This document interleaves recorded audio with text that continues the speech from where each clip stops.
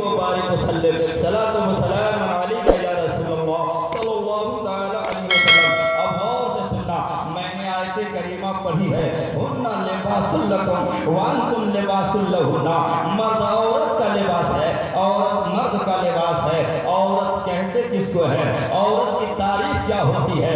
آج ہم اپنے معاشرے پہ جب نظر ڈالتے ہیں، آج کون سی برائی ہے جو ہمارے اندر نہ پائی جا رہی ہو؟ آج جھوٹ بولتے ہم نظر آ رہے ہیں، آج غیبت کرتے ہم نظر آ رہے ہیں، آج چغلی کرتے ہم نظر آ رہے ہیں، آج شراب پیتے ہم نظر آ رہے ہیں، آج جوا کھیلتے ہم نظر آ رہے ہیں، والدین کو مارتے ہم نظر آ رہے ہیں، بھائی کے حق کو دباتے ہم نظر آ رہے ہیں، بہن کے حقوق کو پامال کرتے ہم نظر آ رہے ہیں، دوسروں کی زمین کو حق کرتے ہم نظر آ رہے ہیں۔ اس کے باوجود ہم سوچ رہے ہیں رحمت کیوں نہیں برس رہی ہے، رحمت الہی کیوں نہیں آ رہی ہے، رحمت خدا بندی کیوں نہیں آ رہی ہے؟ اے عزیز سوچ، آج بھی رحمت الہی تمہیں نہلانے کے لیے تیار ہے، منتظر ہے، مگر شرط یہ ہے مومن بن کر کے تو دکھا، نبی کا غلام بن کر کے تو دکھا، نبی کا شہدائی بن کر کے تو دکھا۔ کیا دیکھتا نہیں ہے؟ ایک مومن ہندوستان کی سرزمین پر آیا، پورے ہندوستان میں اسلام پھیلاتا دنیا غریب نواز کے نام سے جان رہی ہے۔ ایک مخدوم سمرا کٹوتا کی سرزمین پر نظر آیا ہے، مگر ان کا کردار کیا تھا؟ یہ ہمارے اسلاف کا کردار کیا تھا؟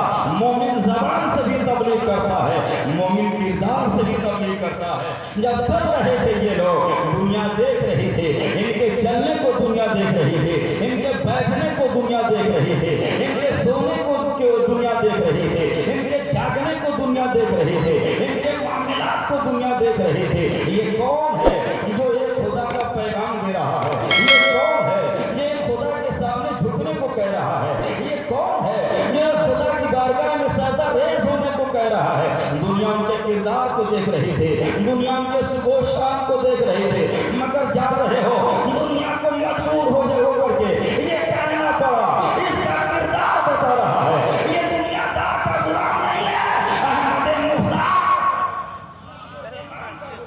رسولوں کے سردار کا غلام ہے۔ وہ ہمارا کردار تھا میرے عزیز۔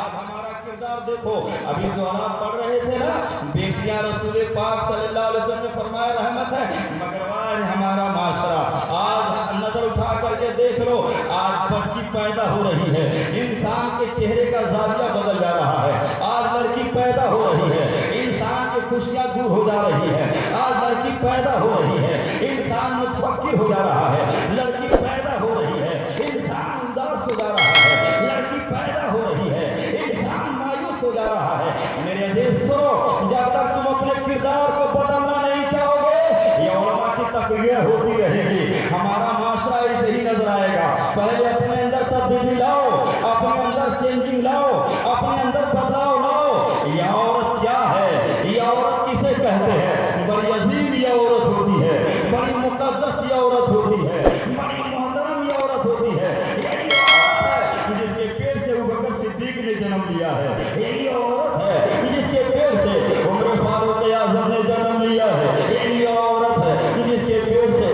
عثمان غنی نے جنم لیا ہے، یہی عورت ہے جس کے پیٹ سے مولا علی نے جنم لیا ہے، یہی عورت ہے جس کے پیٹ سے غوث اعظم نے جنم لیا ہے، یہی عورت ہے جس کے پیٹ سے غریب نواز نے جنم لیا ہے، یہی عورت ہے جس کے پیٹ سے محبوب الہی نے جنم لیا ہے، یہی عورت ہے جس کے پیٹ سے اعلیٰ حضرت نے جنم لیا ہے، یہی عورت ہے جس کے پیٹ سے مفتی اعظم نے جنم لیا ہے، یہی عورت ہے جس کے پیٹ سے شعیب الاولیاء نے جنم لیا ہے، یہی عورت ہے جس کے پیٹ سے حافظ ملت نے جنم لیا ہے، اور مل کر کے کہو یہی عورت ہے جس کے پیٹ سے صوفی نظام الدین نے جنم لیا ہے۔